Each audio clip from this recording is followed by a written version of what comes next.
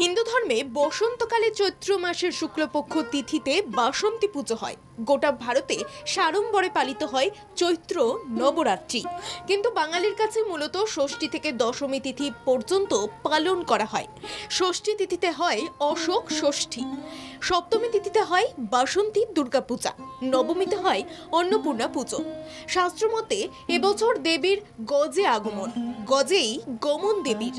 পুরাণ মতে মনে করা হয় দেবীর গজে আগমন ও গমন হলে শস্য শ্যামলা বসুন্ধরা হয়, অর্থ সমৃদ্ধি, ফসলের পরিমাণ বাড়ে। 9 দিন ব্যাপী চৈত্র নবরাত্রি শুরু হয়েছে 30শে মার্চ থেকে, শেষ হবে 6 এপ্রিল। এবছর দ্বিতীয়া আর তৃতীয়া একই দিনে পড়ায় চৈত্র নবরাত্রি পালন করা হবে 8 দিনের মধ্যে। শাস্ত্রমতে সপ্তমী রবি বা সোমবার হলে দেবী আগমন হবে গজে বা হাতিতে চেপে।